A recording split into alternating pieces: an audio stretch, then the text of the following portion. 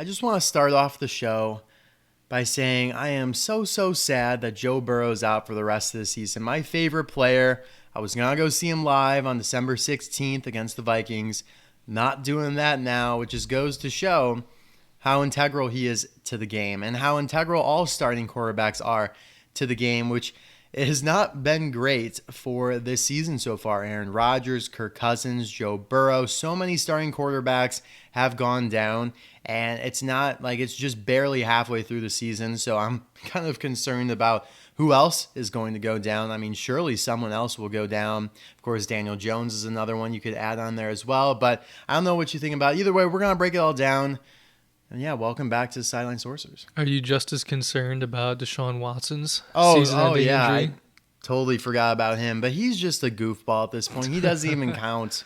I mean, whatever. He wasn't even playing that good anyways. So. Yeah, I know. I mean, it's every other week for him. His shoulder, not shoulder, like the sick, not sick. I don't know. He's just good riddance with him. I just want the Browns to be eternally punished for signing him to like the largest guaranteed money deal of all time after what he had done. Mm-hmm. Like, even if he was innocent, I guess, or even if he was partially innocent, the fact that he was involved in that stuff and that he so desperately wanted to get off the Texans for really no apparent reason. Like, they were a solid organization, couple issues, but solid organization. And they got rid of a solid quarterback, not great, solid quarterback, Baker Mayfield. I don't know. I don't like the Browns, and I don't really mind that they're winning, but I'm telling you, that train is going to come to an end here. They're not going to be able to continue winning with backup quarterback play. Yeah, I mean, he just is not a sustainable option at QB. Evidently not. Yeah. Evidently not. So, yeah, you got any preliminary thoughts before we get into the Week 11 assessment? I guess just starting it off with the parlay that we crafted on Thursday would have hit. Oh, for sure. If these injuries didn't happen, man. Yeah, that's what I'm saying. It's so bad for the league when these injuries start piling up. Yeah, I mean, there's just nothing we can do. Mark Andrews had 2 catches on the first drive of the game. The second one he goes down. He clearly would have hit that number. Yeah, I mean, he definitely would have got the third. And if Joe Burrow doesn't go down, Jamar Chase is getting 40 yards. So Zay got it on the first drive as well, and Lamar then scampered around. We expected. Exactly, dude. So that parlay is hitting, and if those injuries don't happen, it's just a frustrating start with those parlays. I agree, but we'll be back this week with a great one, and hopefully it's unimpeded or unbridged by injuries or whatever the correct term is. Yeah. All right, so Jake went 10-4 this week, as did I, bringing his total to 99.65 and mine to 103.61, breaking the 3 digits there. Of course, Thursday Night Football, like we touched on, you have Mark Andrews going down, then Joe Burrow going down. I don't think Jake Browning, the backup quarterback for the Bengals, played all that bad. Like, I think he actually played pretty good, but you're just not going to be able to beat Baltimore when you're already trailing a little bit. They're going to swallow you up, especially at home. Tough place for the backup to come in and play. And now, yes, you can officially write Cincinnati off for the remainder of the season. I know I kind of went back and forth on them, but they're done. I'm sorry. They're already in a super competitive division as it is. I think they are going to be done, but I do think they're still going to win this week. I thought Jake Browning showed some talent out there. I mean, yeah, like I said, I think he looked good, but I just think going up against a tougher defense like Pittsburgh, he's going to get clowned on. Okay, well, I guess we'll see. He's probably good for an interception or 2. Oh, for sure. Yeah. Pittsburgh at Cleveland. What a horrible game. All these NFC North games or AFC North games are so liable to go on the under, and they just feel like the same team playing over and over again a lot of the time. Like, I know Baltimore and Pitt, I think there was a 13-10 finish. Yeah, everyone facing Cleveland just like they get destroyed by Cleveland. So I love defense. the unders like in these AFC North games, but yeah, Cleveland won this one. All I have to say, I know the Steelers fired their offensive coordinator, Matt Canada, but is he really the issue? Because Kenny Pickett is just bad. He is and bad. I really liked Kenny Pickett back when he was doing fake slides in college and throwing 6 touchdowns in college and all that stuff, but he's bad. Yeah. He just ain't it. So, I mean, as long as you stick with him, you're going to be super limited, and sure, you might keep winning some games here and there. You might make the playoffs at 9-8 or whatever, but you're not going to do any significant damage because he'll hold you back. You know who is it, though? Who? Jalen Warren, bro. Did you? Oh, the running back? Yeah, I mean, he's looking way more talented than Najee Oh is yeah, out there. for sure. He Yeah. just went off this game. It was Yeah. just the Jalen Warren show. I mean, the receivers didn't do anything. I Kenny know, well, Pickett 'cause didn't do Kenny. anything. Yeah, but it still is not enough to win you a game. This running back's not going to be able to win No, you games. I mean, no, he's not. But they just need to get him the ball more. I mean, Yeah. he's looking like the most talented player on their team right now. Yeah, I mean, that is definitely TJ Watt, but he's definitely the most offensive offensive, player. yeah, for sure. So we'll see. I think they do win this week, but we'll get to that. Next up is Vegas at Miami. This was surprisingly more close than I thought, even though Aiden O'Connell threw 3 picks. I really kind of like this guy. Went to Purdue, has been playing decent, not turned the ball over, but the floodgates just opened in this one, and he threw 3 picks. Yeah, I don't know what was going on with that, man. Got a little bit surprised at Miami's defense coming up with 3 picks. Yeah, no, they played really well for sure. It's good having Jalen Ramsey back. He had 2 of those picks. And Tua threw for a whole boatload of yards, but they only put up 20 points, which I found a little surprising. He did throw a pick himself, which he always kind of does. Like in these wins, he always still has a pick. He is really like unlikely to pay a fully clean game, but kind of like a Josh Allen of sorts. Right. Yeah, I totally agree. Yeah. The thing is, Miami still isn't being somebody over 500, and I don't know if that is ever going to break. I don't know if this team has it in them with the limitations at quarterback. Defense isn't amazing. Yeah. And I mean, I think Vegas just got a nice break in the schedule. They had a few easy games string together where they're able to get back to 5-5, but I don't really think they're that good at all. Agreed. Yeah. Tyreek went down in this game for a little bit, bro. Did you see that? I did. I think he'll be back though. Like I think. Yeah, no, he should be right. fine. I mean, he played in the second half still, so I think that he'll still be good to go. Yeah, they absolutely need him. I mean, they got Waddle, but they still absolutely need him. Right. Chicago at Detroit. This was an impressive choke from the Bears for real. And you know what? They never let us down, bro.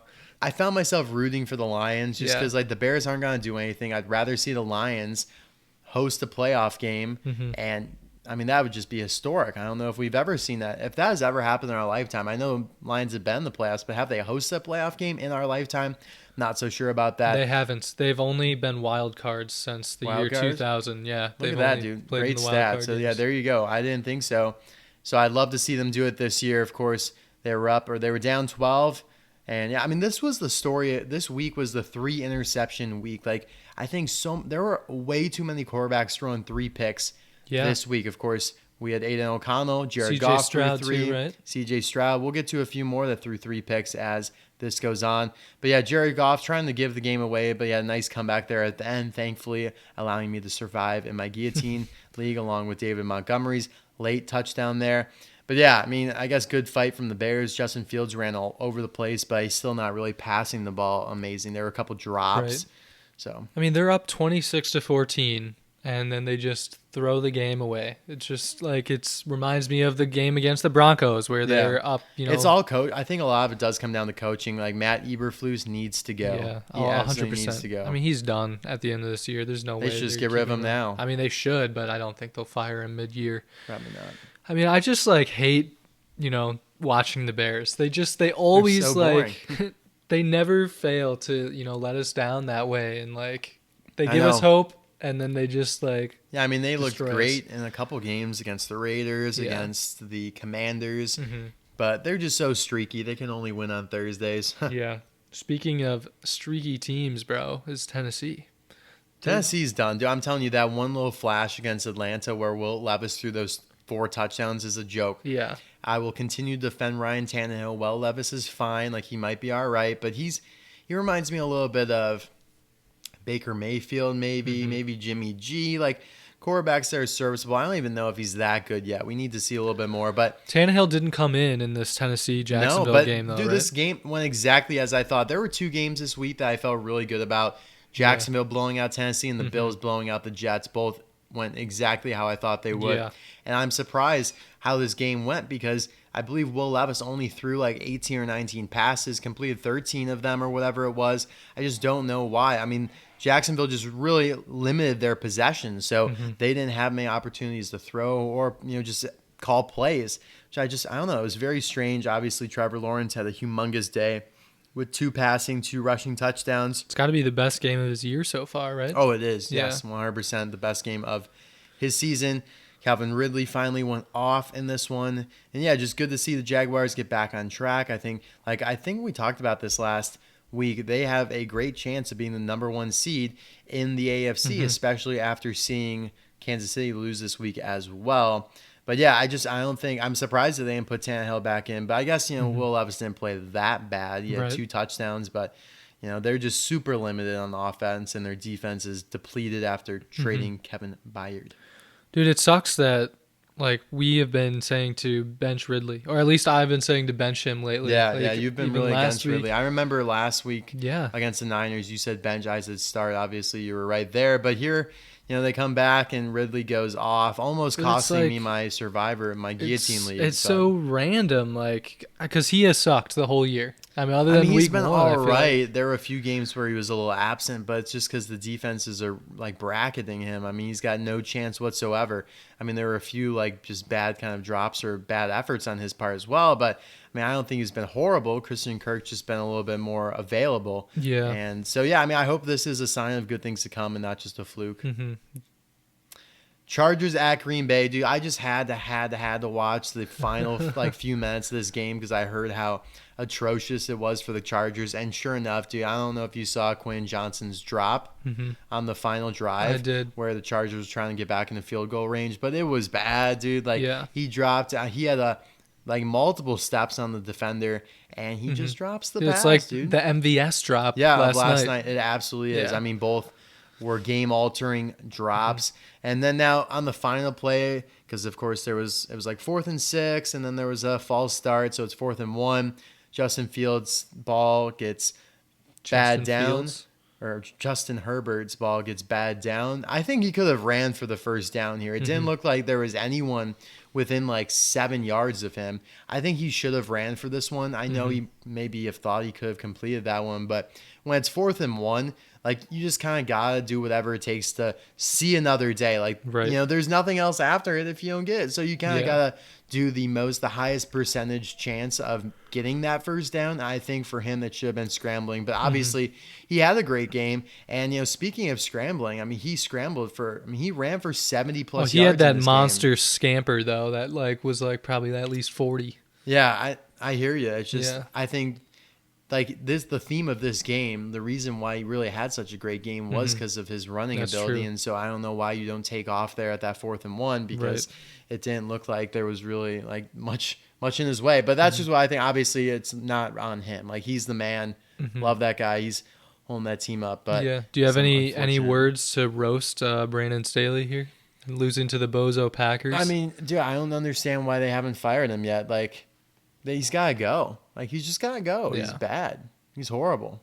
You just can't lead this team to wins in very winnable games. Oh, for sure. This team's just way too talented to be losing to the Packers and giving up 300 plus passing yards to Jordan Love. That was his first time all season with 300 yards. I mean, leave it up to the Chargers to make Jordan Love look elite.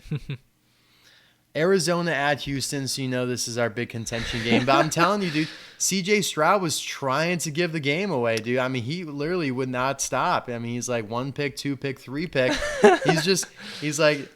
He didn't want to help you. I bet. Were you watching this game? You were probably getting a little nervous. I watched a little bit. I'm not getting nervous, bro. Dude, C.J. Stroud is first a pick, magician. You're probably not nervous. Second pick, you're whoa, dude. Third pick, what are you doing, C.J.? I mean, he is a rookie. He's bound to make mistakes, that's what I was saying, bro. dude. I can't believe it. That's what I'm saying. There were a few games this week. Jared Goff throws 3 picks and they still win. Yeah. CJ throws 3 picks and they still win, dude. It's these defenses. What are you doing? You got to capitalize on this. There were so many opportunities for the Cardinals. This is one of those, the Bengals game again. The Texans, honestly, I know they've been winning, but they have gotten so lucky. There have been so many opportunities for their opponents to capitalize, and they just have done nothing. I mean, C.J. Stroud the last 2 weeks has turned into an absolute turnover machine. I mean, he fumbled twice against the Bengals through a pick, or maybe even more than that, and he's got 3 picks in this game. You can't keep winning like this, and as much as I like him, and I said that I'm becoming a huge fan of him, I think he's way better than Bryce Young, but they're not going to be able to continue to win when he starts. I mean, he's just in a humongous turnover slump right now. Yeah, I mean, the turnovers are killer. They cost you games, but when he's continuing to score touchdowns, it makes up for it though. No, I know. I mean, he threw for a ton of yards still. It's just if you're throwing, okay, you might be able to throw 3 picks against the worst teams in the league, the Bears and the Cardinals, and get away with it. Yeah. You're not going to be able to throw 3 picks against the Jaguars this week and get away with it.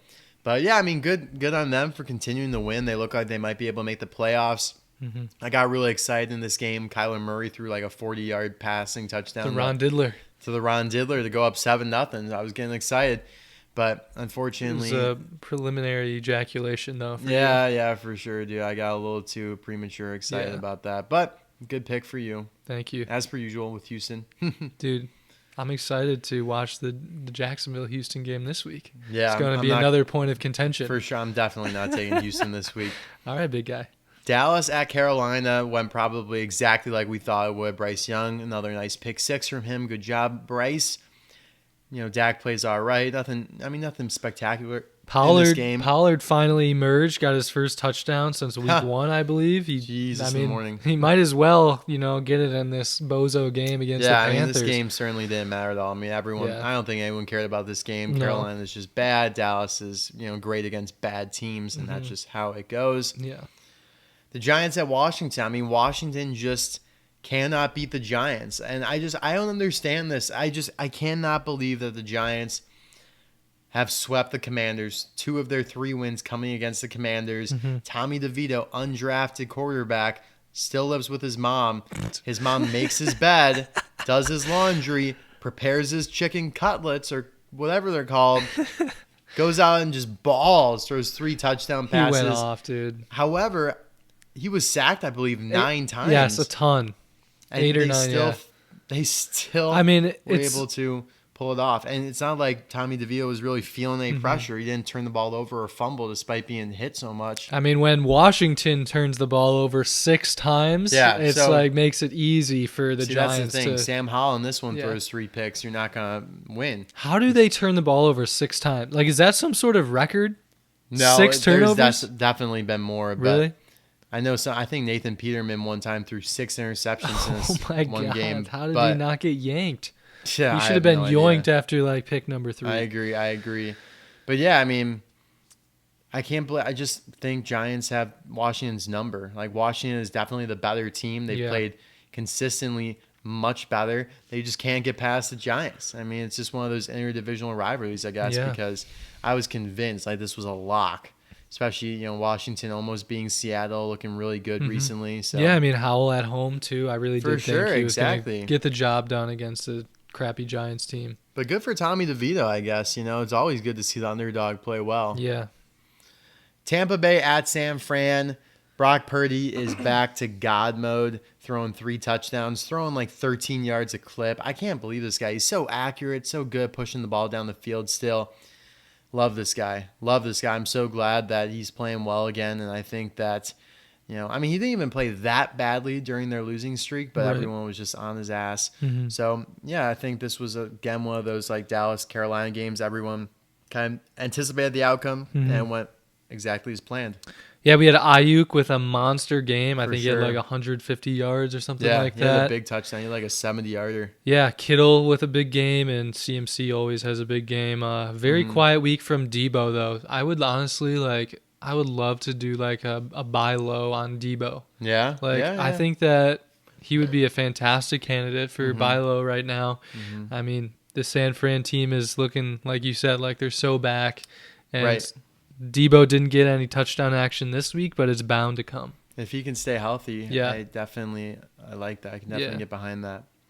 The Jets at Buffalo. I saw this one coming a mile away. They fire their offensive coordinator after a bad loss, and they come back and blow out this horrible, inept Jets offensive team.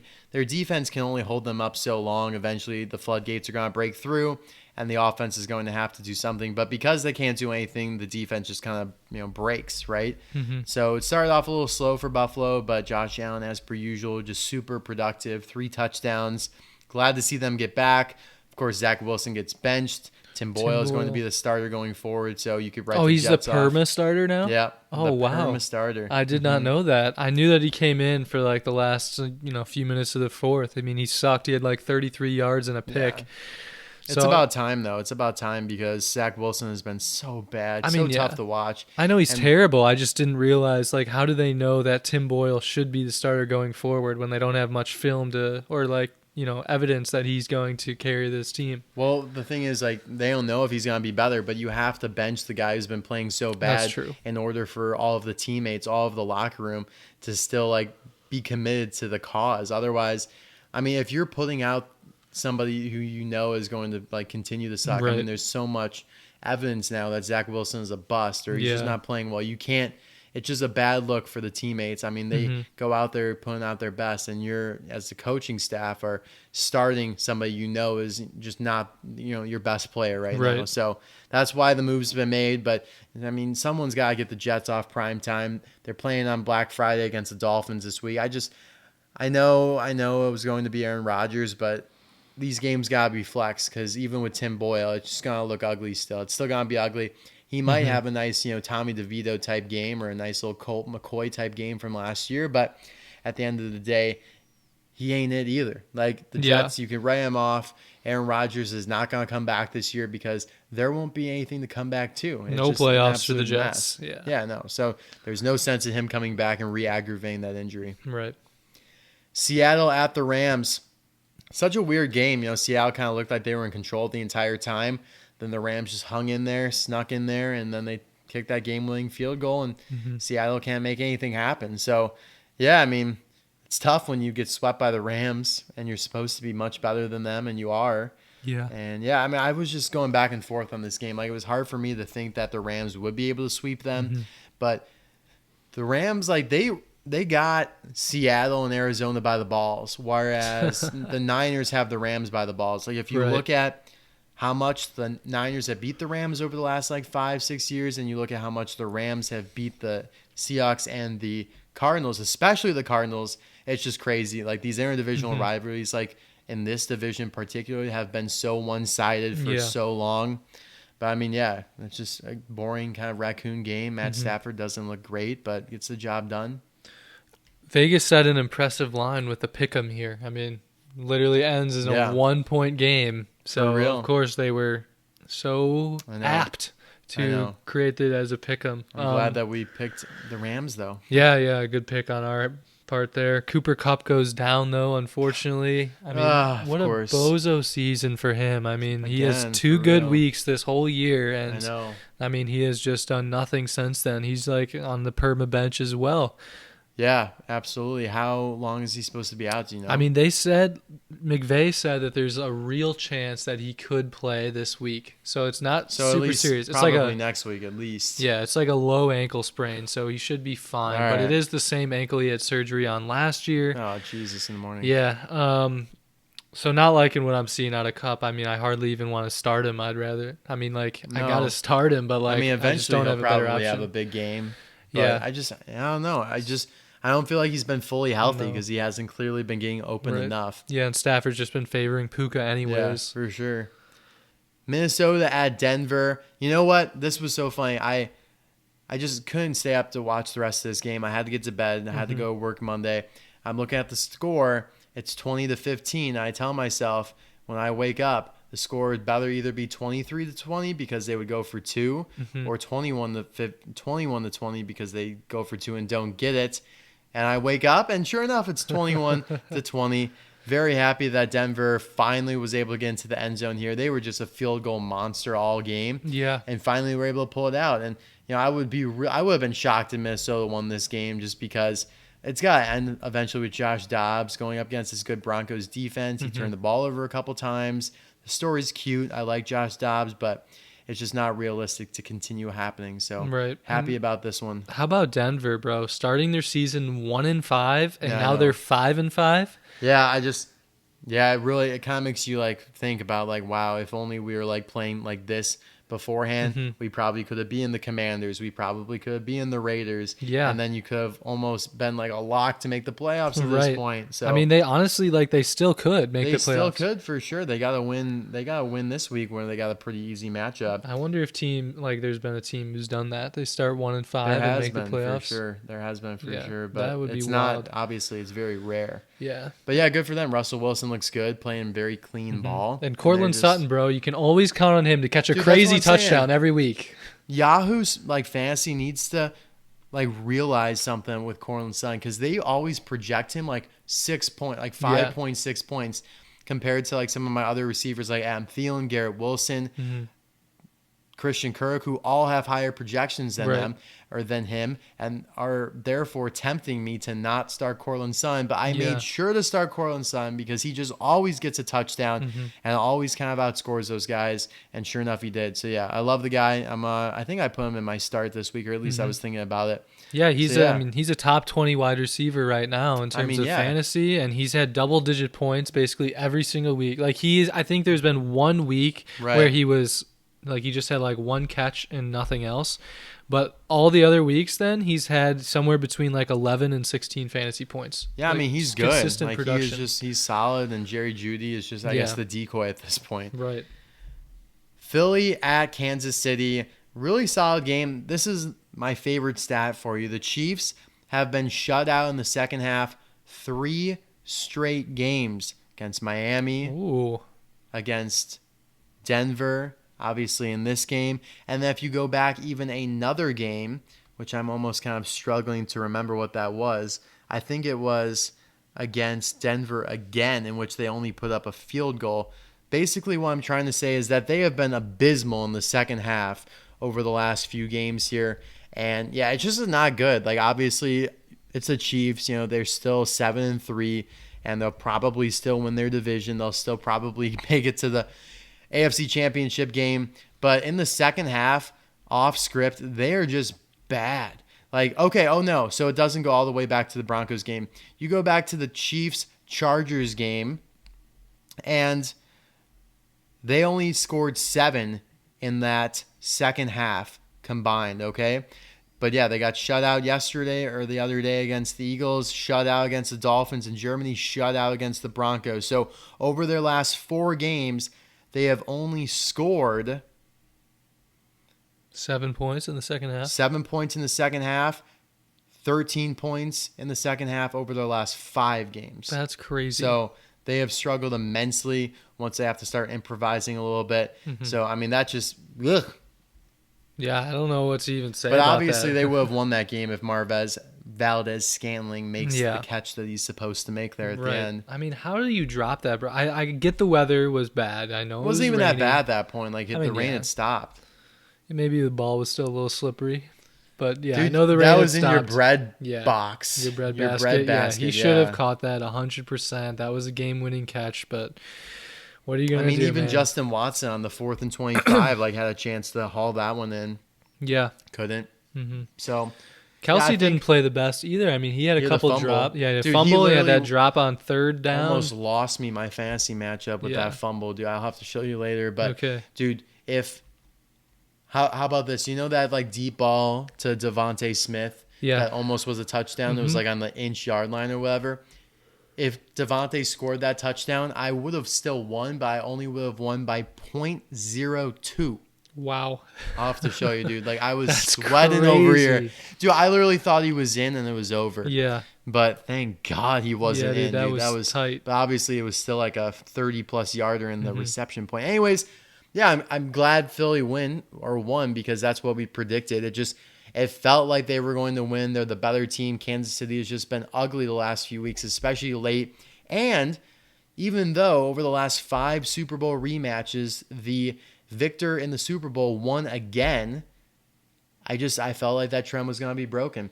And everyone talks about Andy Reid coming off of a bye, undefeated, or not even undefeated, but like he only has a couple losses ever coming off of a bye. But Nick Sirianni is a new head coach here. There's not much sample size. He very well could end up being just as good coming off of a bye. Both of them were coming off of a bye. So, you know, those are my thoughts on the game. at the end of the day, Kansas City's receiving core is just kind of ass. Dude, they've got to find an answer. Trading away Tyreek was just a poor decision. But, I mean, they still were able to win with like a pretty average receiving core last year. That's true. I mean, it was just basically instead of Rashee Rice, Juju Smith-Schuster, who, I mean, this year, Rashee Rice has been better than Juju Smith-Schuster. I know it's obviously Mac Jones throwing you the ball and all that stuff, but I like Rashee Rice. I think he could be solid, but they're not getting Kelsey or him as involved. Like, he's throwing balls up to Justin Watson, Sky Moore, and these clowns. Yeah. Sorry, no offense. I like Justin Watson. No, dude, they all just dropped the ball. I mean. Yeah. I mean, and Mahomes didn't play great, obviously. He had a bad pick. So it's kind of on everybody, but definitely MVS. Anyways, our start and sit assessment. I hate doing this, to be honest with you. Mine kind of improved this week, Yeah, dude, though. you're looking good over there. You don't got any red on your page. I got Terry McLaurin starting him, of course. Thanks, Sam Howell. Screw you. And also Rashee Rice, like I just said. They're just not getting one of their better receivers involved, and they keep throwing it to these subpar receivers that are just going to continue to drop the ball, and maybe that's that's the game plan. Like, the Eagles know that, and that's why they are severely covering Rashee Rice and Travis Kelce. But seeing Jordan Addison again definitely worked out for me, so there's that. Love that.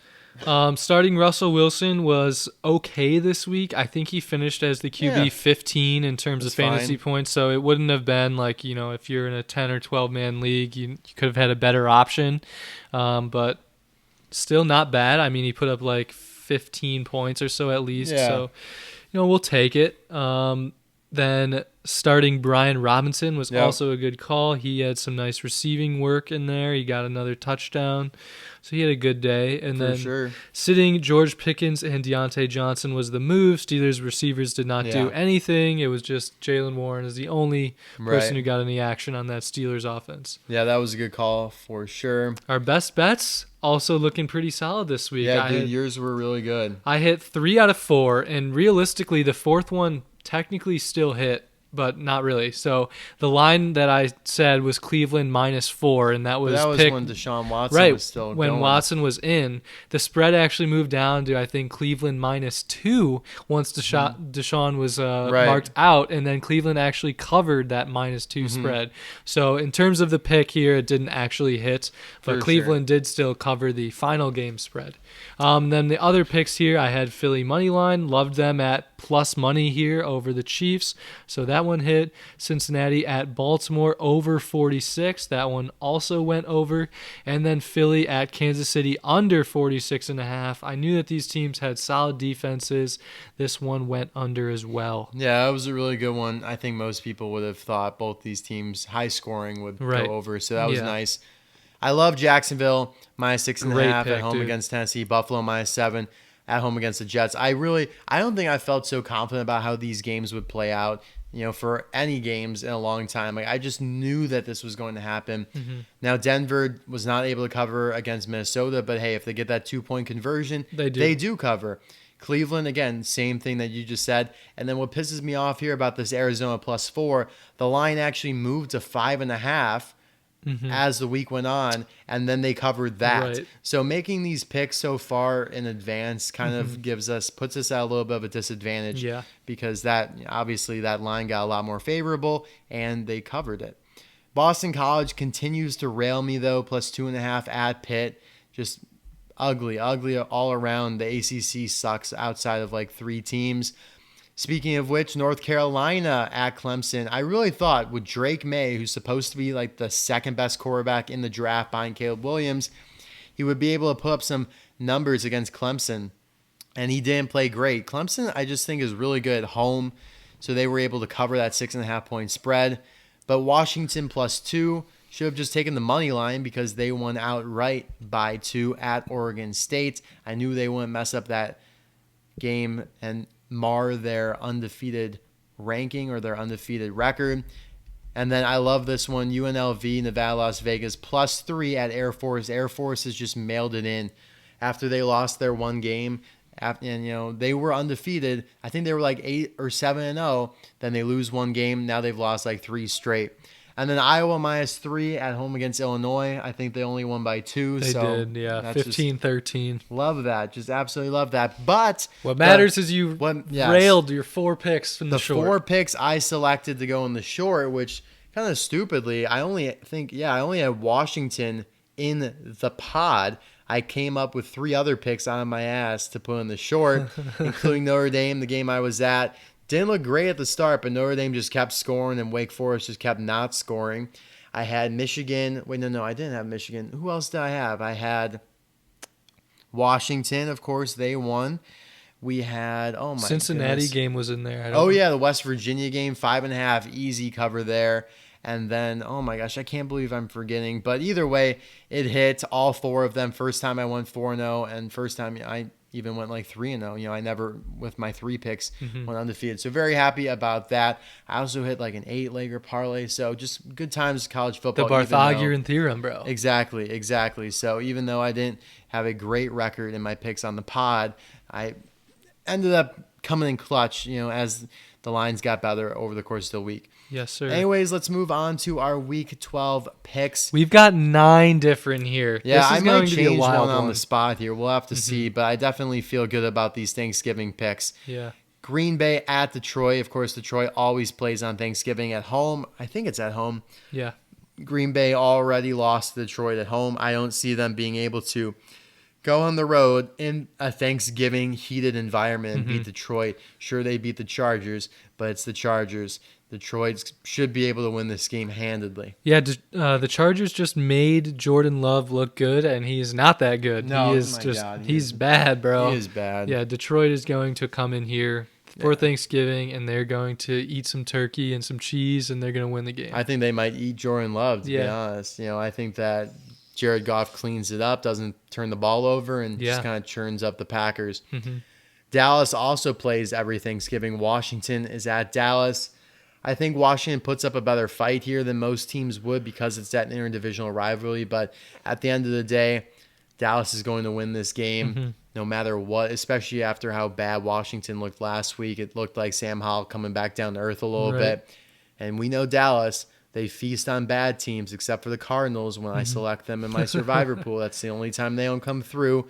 And it's because I picked them. I know Dallas just doesn't like me because I don't like Dallas. It's fine. I'm over it. Anyways, what are your thoughts on this one? Yeah, I mean, I think that the game will actually be closer than a lot of people think. Washington just really does seem to keep those games close. Like what really is wild to me is they have both games against Philly within a 3-point final score. Exactly, and yet they lose to the Giants by 2 touchdowns. It's so weird. It's like they didn't even give the Giants any cred. Yeah. And so they got kind of jumped by them. But obviously, of course, they give the Eagles a lot of credit. So, yeah, interesting. I feel like going into these Thanksgiving games, you always want them to be great games and captivating, so you don't have to talk to family all day and you can actually have an excuse to watch the game and sit on the couch and just stare into the screen, into the oblivion.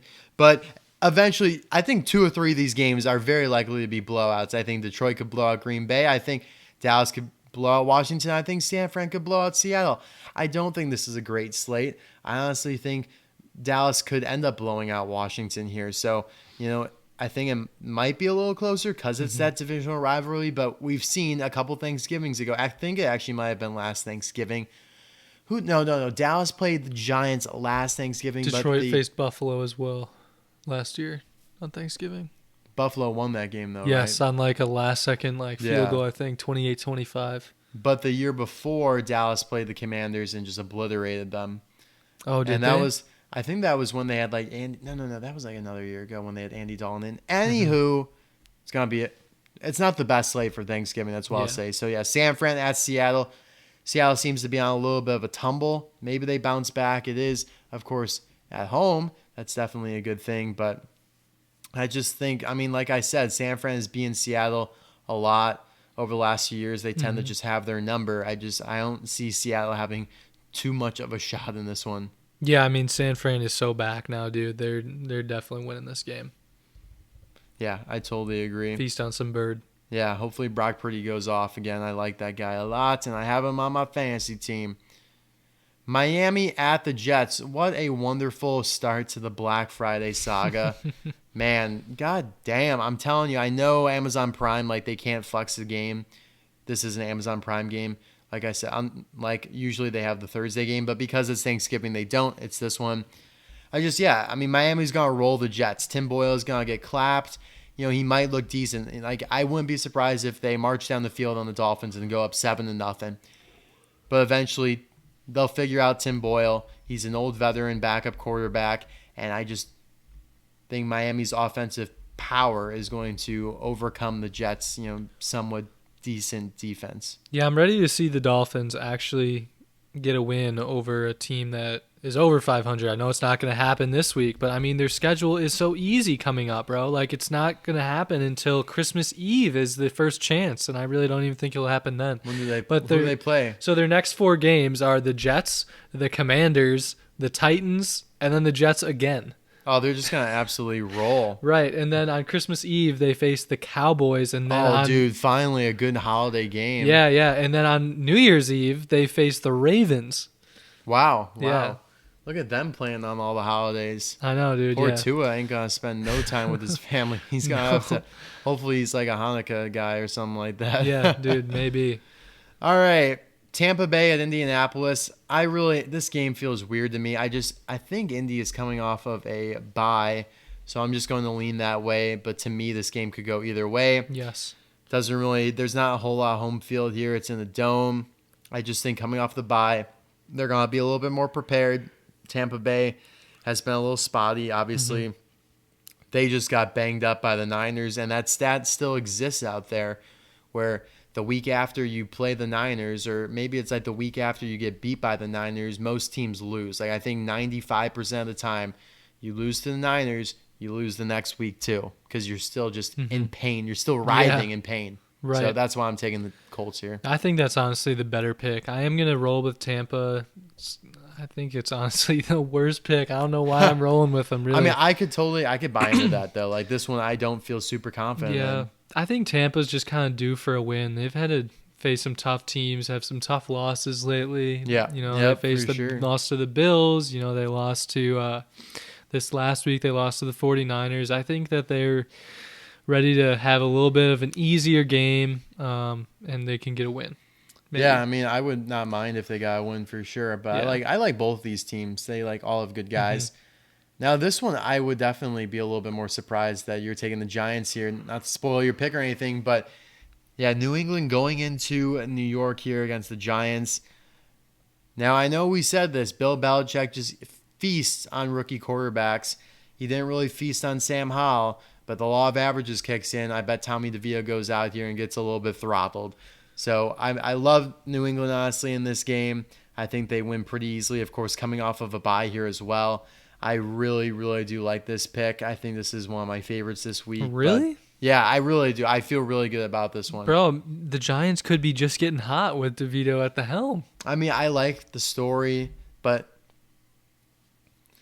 Bill Belichick will have devised something real sneaky while he was on bye. I don't know, man. For this rookie quarterback looking nice and innocent, perfect for Bill Belichick to just sink his teeth into and spit out. I don't think there was enough time for Belichick to properly prepare to face Tommy DeVito.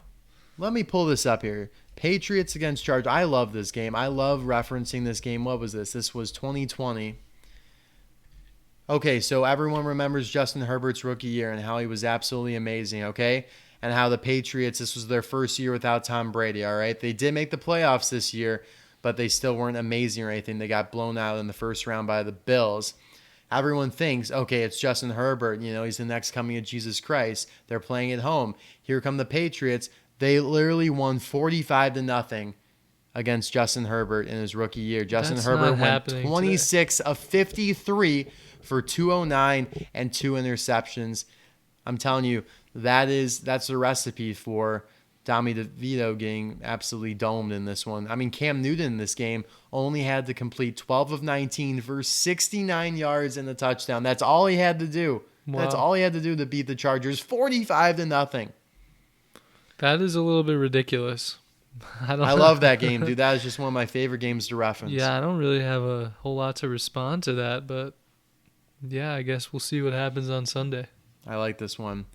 Pittsburgh at Cincinnati. I could definitely see taking Cincinnati, but similarly, you got a rookie quarterback, not a rookie quarterback, but you have a backup quarterback who effectively is a rookie because he hasn't played anything, going up against one of the best defenses, going up against a great coach. And I think Kenny Pickett absolutely needs this game in order to get the media off his back, in order for people to start to buy back into him. And this is a perfect opportunity to go into a divisional rivalry game and just take care of business, get right back on the train. You'll be, 7-4 after this. You're in a good spot. Cincinnati, they feel deflated after losing Joe Burrow. I mean, the leadership that he brought to that team was unparalleled. I think everyone's going to feel a little bit glum, even though they're at home. I like Pittsburgh in this one. I mean, yeah, Cincinnati's definitely going to be feeling a little bit glumpy, but do you really think that the Steelers are going to feel invigorated by Kenny Pickett here? I mean, I don't think it really matters. I think Kenny Pickett might be a better leader than he is a player. I think that he'll play all right in this game, to be honest. I just think that Pittsburgh's a very boomerang team.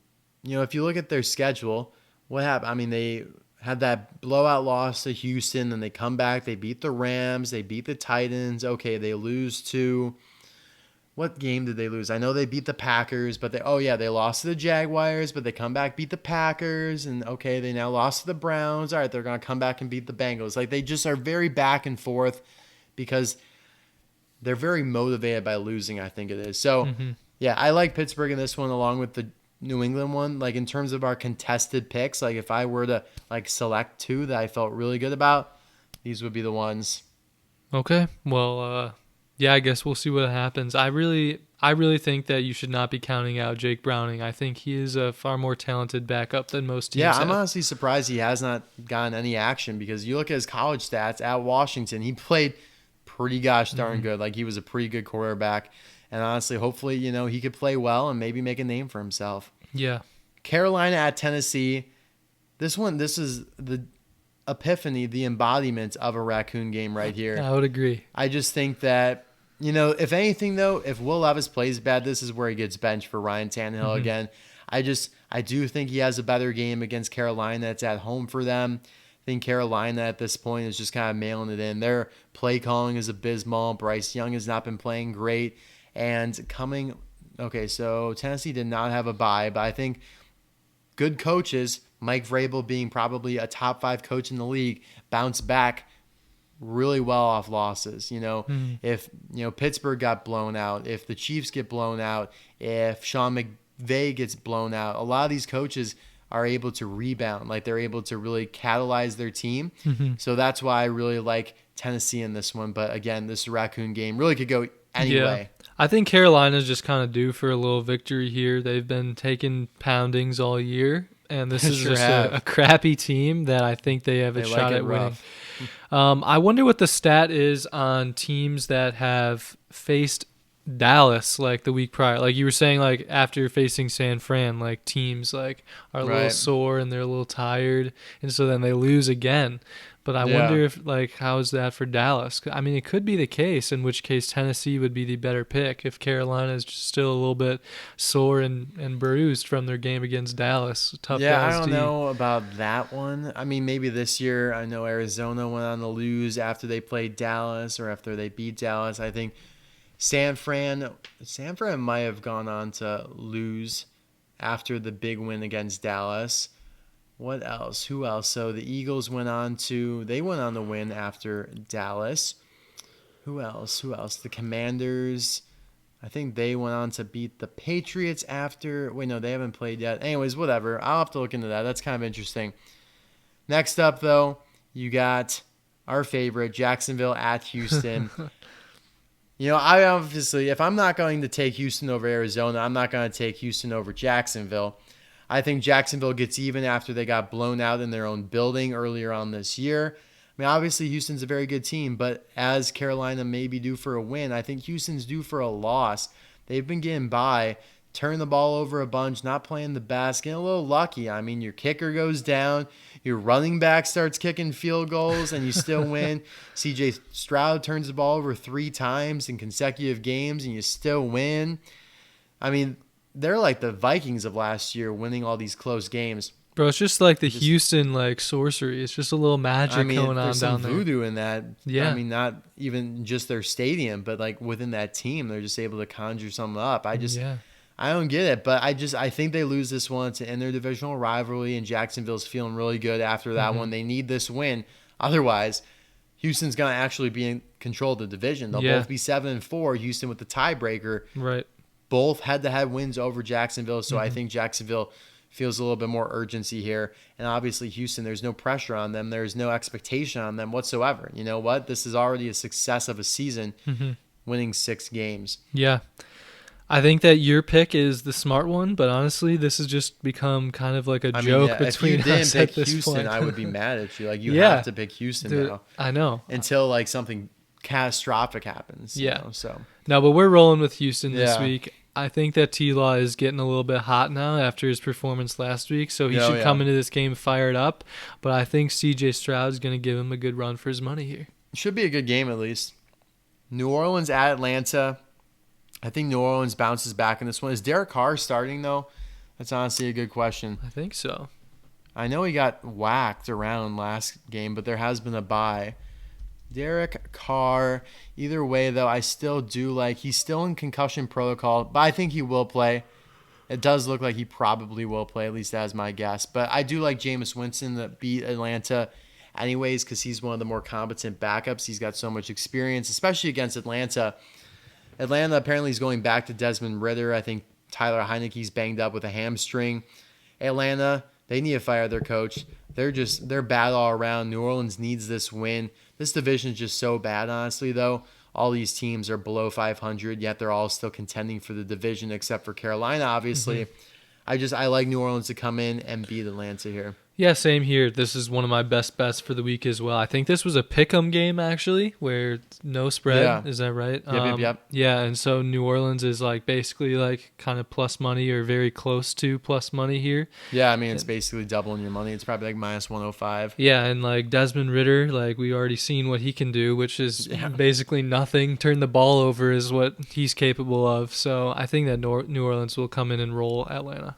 For sure. Here's another one that I can't believe you're taking the opposite of me. Rams at Cardinals. I love the Rams in this game. They have had the Cardinals number, especially Kyler Murray, for years now. Especially, looking at the Cardinals' last couple of performances, they have not been great, even with Kyler Murray back. I like the Rams to come in and get a little bit of momentum here. I really do like the Rams in this one, even though it's on the road.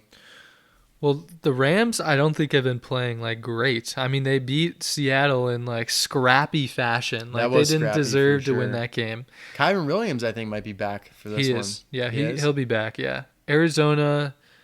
I mean, I thought that Kyler played well. I thought against Houston he here. He had a pick in there, dude. I mean, he had a pick, but I mean, I was mad at him. Okay, he can't be doing that when I told him he's got to play well, dude. I was like, capitalize off these 3 interceptions. Like, I'm going to possess CJ to throw 3 interceptions this game. All I need you to do is capitalize on at least one of those. That's all I need you to do. Who did the Cardinals face the week prior to this past week? Houston? The week prior to Houston. They played Kyler's first game back. I forgot who they faced. Oh, Atlanta, and they won. Yeah, okay. Oh, that was a close game there. But I mean, I just feel like Arizona with Kyler back might be having a little bit more energy. I don't know. They kind of lost that tough one last week. I know they probably should have won, but they didn't. I think that the Cardinals could come in here and win, and the Rams have just been not looking great. Yeah, I mean, it's a fair pick, I think. I do. I really like the Rams still. Yeah. Cleveland at Denver. I like Denver in this one. I like Denver to stay hot. Dude, they're so hot right now. They are. They really are hot right now, even though they haven't even been that great offensively. Yeah. But I think they're very well coached at this point. I think eventually you're not going to be able to win these games with these backup quarterbacks, P.J. Walker or Dorian Thompson-Robinson. You got so lucky last week you're going up against an inept Pittsburgh offense. Denver's offense might not be great, but they're going to be better, especially at home. I really like Denver in this game. Yeah, same here, dude. I like Denver as well. I think we can count on Courtland Sutton to get another touchdown this week. I'm not even sure, though. I almost wanted to sit him, or I don't know. I was like, do I start or sit him? Like, it was that type of decision because Cleveland's defense is so good. Yeah, I mean, Cleveland does have a super solid defense, but Cortland has just like been unstoppable with these little touchdowns, almost as reliable as Christian McCaffrey to get a touchdown every week. Yeah, no, he really has been. I bet he is probably up there in terms of touchdown leaders that are non-quarterbacks. But yeah, without Watson at the helm for Cleveland, I don't think that their team is quite as strong, and I think that Denver will go up to 6-5 here. That'd be crazy after their abysmal start. Mm-hmm. Buffalo at Philadelphia. I'm going to just go out on a limb here. I'm just going to get a little squirrely with this one. I think Buffalo is due for one of these good wins. I think Philadelphia is due for a loss, even though it's at home for them. Mm-hmm. The smart pick here is Philly. I just feel, you look at this slate, there are going to be some upsets, and this one just feels like an upset. Buffalo is due for a win here. Mm-hmm. I think they've kind of developed and learned off of their mistakes so far. They were able to implement this new system that worked really well against the Jets. And, I mean, hey, was the one loss that the Eagles have had to the Jets. So, I don't know, it just feels like a Buffalo type of upset here. I love the pick, dude. I really love Buffalo as a team. I love Josh Allen, so I would like to see them win this game. But Philly is a team that you cannot make mistakes against because they will capitalize on those mistakes, and Josh Allen is just extremely mistake prone. He's got to take care of the ball, but so is Jalen Hurts. Jalen Hurts threw a pick against the Chiefs. Mm-hmm. But, yeah, so it's got to be a clean game from Josh Allen for sure, which obviously there have been far less of those than there have been the turnover games. But I think it just rises to the occasion. Yeah. Kansas City at Vegas here. Don't care about this game. Don't care at all. But I like Kansas City, obviously, to win. I just think the Vegas is cute. A nice, cute story. Fire your coordinator, fire your coach, and you win a few games. Get back up to 500. Fun. Okay. Bye. You're done. Kansas City bounces back after their little embarrassing loss. Yeah, dude. I like that pick a lot. We're taking Kansas City this week as well. I mean, it's just the Vegas team is not very good. Honestly, I know that they held their own against Miami, but they're not going to be able to do that against a much better Kansas City team. If this was at home, man, I would hammer Kansas City in whatever amount of points. I still might hammer it. I think they're 9-point favorites.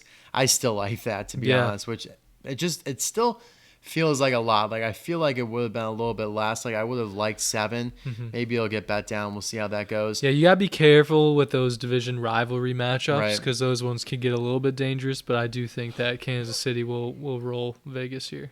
Baltimore at the Chargers for Sunday Night Football. This is a good Sunday night game for sure. And I am shocked at your pick, bro. I know, dude. I know, Brandon Staley, but I wanted to be a little bit different. I like when we have differences on these bigger games because it makes them feel a little bit more fun, and I'm a little bit more invested in them. I want the Chargers to win. The home field advantage certainly doesn't mean jack squat when you're playing in LA and SoFi Stadium. Like, that is the least home team friendly stadium of the entire NFL. And I'm still going to take the Chargers. Like, I just think Justin Herbert bounces back, even though, I mean, man, I don't know why I'm doing this, to be honest with you. I just I'm doing it too much with my heart because Baltimore had extra days now to rest. But hey, they are down Mark Andrews. The Chargers kind of need this win. Like, the Chargers lose another game or two here, obviously their head coach is going to be gone and their season's going to be over.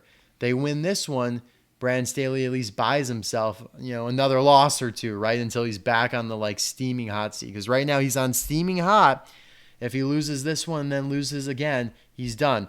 If he wins this one and then loses the next two, he'll probably still be afloat just because this would be a big win. Big feather in the cap. So that's why I like the Chargers here. I just cannot see the Chargers taking down an elite Ravens team. Like, I know Mark Andrews is down, but they've got other weapons. When a Raven lands on a power line, there's a chance they get electrocuted. I feel like when the bird lands on the power line, nothing happens, bro. They just they absorb the electricity. But if their talon pierces the line, they're a goner. That bird just falls right down, plop. That is a very solid point. Honestly, I might have to change my pick just because of that. Just based on that little explanation story, that little anecdote. Yeah, but I'm still gonna roll with Baltimore here. I think that I just feel like they're a much better team, dude. Yeah, I mean, I would definitely probably if you put a gun to my head, I'd take Baltimore. Yeah. Minnesota at home against the Bears. What a horrible Monday night game. But you know what? I like the Bears in this one. Dude, why? You know what? I think, again, like I said, the Josh Dobbs story is cute. I just think that Justin Fields is going to be like, I think Josh Dobbs is the highest yards per scramble attempt in the entire league out of all quarterbacks. Yeah, like 10.6 yards per scramble. It's nuts. No one can tackle him. Justin Fields is going to be like, nah, dude, like I'm the scramble king. Runs all over the Vikings. Viking season comes back down to earth here, opens the door for Seattle to, make a few more mistakes and still make the playoffs. It's one of those interdivisional games. I think the Bears need this one way more than the Vikings. I mean, if you're Josh Dobbs, you've just been glazed.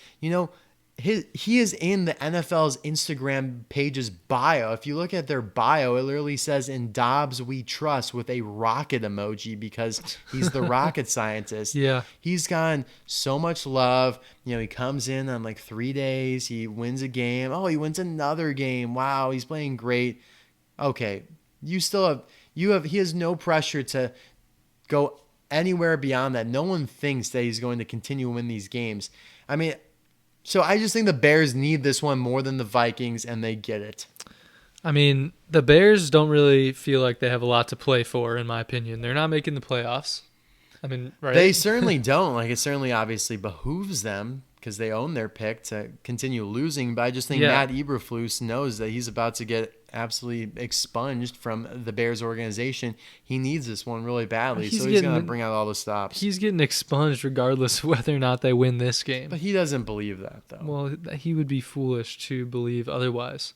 That's true. But I think that the NFL scriptwriters want the Vikings to make the playoffs for this Josh Dobbs story, bro.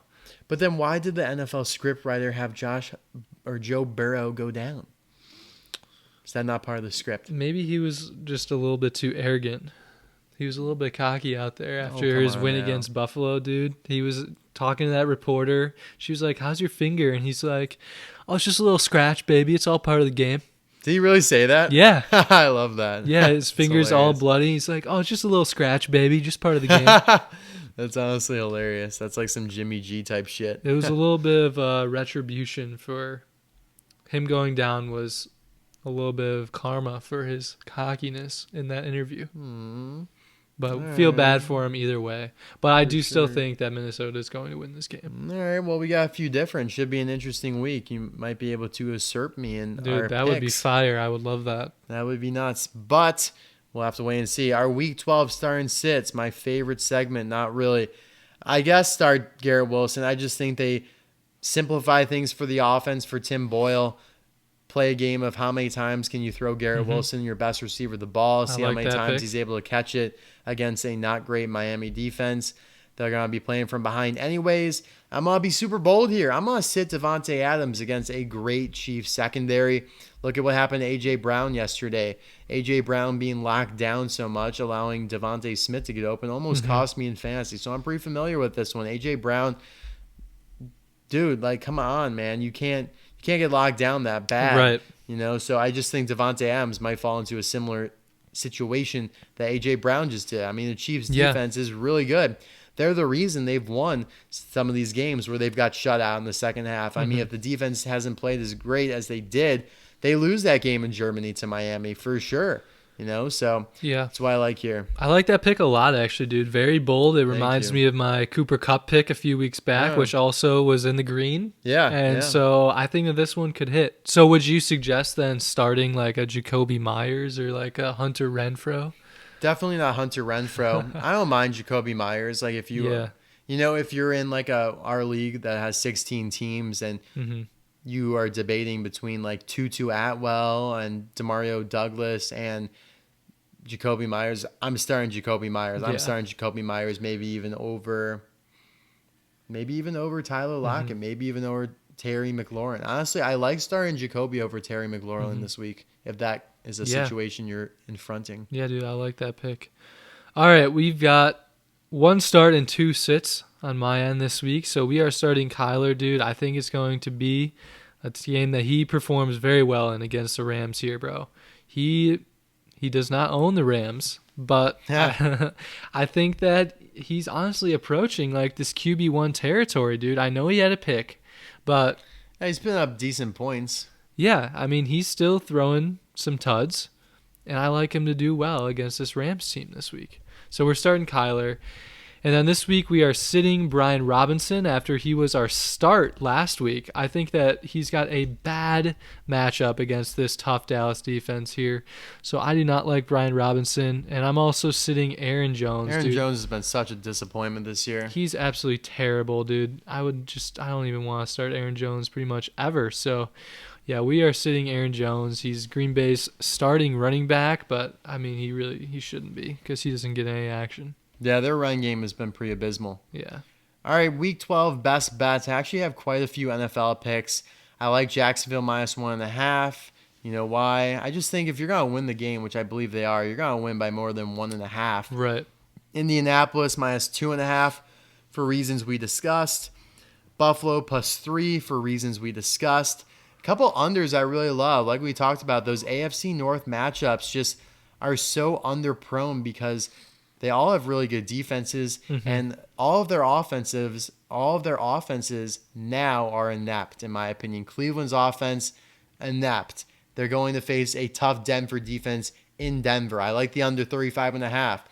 Pittsburgh, inept offense, going to face a much more inept offense as well without Joe Burrow. I love the under 34.5 there, even though I don't usually bet over-unders.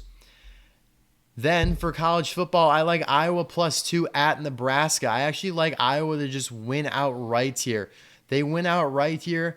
They have a great season, a nice 10-2 season. They're obviously going to go to the Big Ten Championship. They'll lose that for sure, but it's still a good season for them and a very weird season in the sense that they have such and also inept offense, actually, in fact. But, yeah, Nebraska has a pretty bad one, too. Good defenses, though. So, I think the under in this game is like 26 points, too, which is nuts. That is crazy. For a college football game. Yeah, that is wild. I love the over in the Memphis at Temple game. Over 65. Both of these teams don't really play defense, actually. I'm not even sure that they line up for defense. I think they just might, let the offense go down the field on them and do as they will. I think they might just send the bag boy out. I'm not sure. I think that's what they do. I mean, you look at these teams' scores the last few games, they don't play defense. So I like that. Stanford +26 against my alma mater, Notre Dame in Stanford. I know Notre Dame's game. They struggle on the road. I don't think they're going to lose this game, but that is a boatload of points to give to Notre Dame, who has struggled on the road. Stanford's not that bad. They've put up good fights against good teams. That might be the first time that you've picked against Notre Dame this whole season. It's the first time that I put in the pod for sure. I've bet against them personally, but that's more so to cover my emotions, like against Ohio State, against Duke, against USC. Of course, I didn't do it against Louisville because it's Louisville, but come to find out, Louisville's actually amazing. Anywho, Michigan -3.5. I love this, dude. I actually think this might get bet down to 2.5. This is one of my favorites of the week here. It's at home. Ohio State rolling in with Kyle McCord. Everyone's down on Michigan because they struggled against Maryland, okay? They only ran the ball against Penn State. You know why? I think it's because they're keeping their best hand for their toughest opponent here. They are hiding their best pitch. If you can beat somebody by just throwing fastballs all day, then do it. Save the curveballs, save the sinker for when you really need it. This is when they really need it. They're going to have the whole bag for this one. I love that line. Really love Michigan in this one. I also really love LSU at home against Texas A&M -11. I just think they have a hugely better offense, and I think their defense, finds a way to actually maybe have a good game to close out the season. So the taste is, a little bit less harsh in everyone's mouths because their defense has been historically bad this year. This one I almost want to take out. I'm just going to leave all these in. Fuck it. Let's just leave them in. Virginia at home against Virginia Tech, rivalry game. This is what I have to say about this. Virginia Tech got blown out by Louisville. Oh, wait. Virginia only lost by 7 to Louisville. So there's my logic there. South Carolina +7 at home against Clemson. We know Clemson's been really good. at home. They beat Notre Dame by a ton. They beat North Carolina by a ton. Now they go on the road to the South Carolina rivalry game. This is obviously rivalry week in college football. South Carolina actually destroyed Clemson last year. I don't know if they destroy them. I just think that it's closer than 7. North Carolina -3 at North Carolina State. North Carolina State has no offensive power. They've put together some good wins as of late. Can't believe they beat Clemson. See, that's why I love South Carolina, because Clemson goes on the road. They're a different team. Cade Klubnik just shrivels up into a cocoon. I can't. I know I'm taking North Carolina again after they let me down, but I just think they have a great quarterback who should be able to put up some more points in this game. That's what I got. Good stuff, bro. I'm taking New Orleans money line. We already discussed that earlier over Atlanta. And then Jacksonville at Houston over 47. This is like my best bet of the week. So I actually just looked at this. Jacksonville and Houston actually opened as a pick'em game. Isn't that wild? Yeah. I did not realize that. I definitely would have thought that Jacksonville was favored in this game. Well, it's because, Houston beat them last time. They blew them out last time. Honestly, I kind of like the under in this game. Yeah.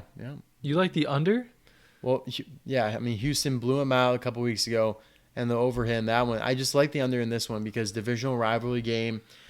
Each team knows exactly what the other team wants to do, so it's going to be tight. It's going to be one of those points at premium games. I could see this being like a 20-17, 2016. No, dude, no. There's no way. That's not happening. I mean, I don't mind. Like, it's fine. It's a decent over pick, but So this one, the line for the over-under opened at 46. 80% of the public is betting the under, and Vegas moved it up to 48.5. So obviously Vegas thinks that it's going over if they're willing to move the line like that. That's a little concerning. Yeah, so only 20% of the public is betting the over, but I just think that both of these teams have such great offenses, and they don't necessarily have the best defenses in the league. It's fair. I think that this is going to be like a bare knuckle brawl, kind of like a back and forth sort of brawl, touchdown after touchdown sort of thing. Yeah, I can see that for sure. Yeah, kind of like a 6 or 7 lead changes kind of ordeal. Oh my goodness. Yeah, something a little bit wild like that. Well, as long as Jacksonville comes out on top, I don't care whether it goes over or under. Oh, okay, big guy. Okay. So there we have it. Thank you guys for watching this episode of the Sideline Sorcerers. Hope you enjoyed. You have any closing comments? Just we're gonna cook up a better potion parlay for this week. No injuries this time. Yeah, and hopefully I can also cook up another good amount of picks. Although there are so many more games Friday, so I might try and get out my video Friday morning because I don't want to limit myself to only the Saturday games. There's like almost just as many games Friday as there is Saturday. So, yeah, I mean, man, the pressure's really on now. The pressure's really on. You go 4-0. Yeah. Like, I'm really worried. I'm really sweating this one now. Well, I'm excited to see what you come up with. I And mean, I'll definitely be parlaying them as well. I mean, if you parlay that one, you're looking pretty good. Yeah, but, dude, that was like a plus 1,000 parlay. Was it really? Yeah. Did you do it? No, I did not. I should have. It's like the 1 week I did not bet it. Oh, my goodness, of course. That's probably why it hit, dude. I'm telling you. I like Michigan, LSU. Those probably will sneak into my picks. Anyways, thanks again, guys. I will see you later this week. Bye.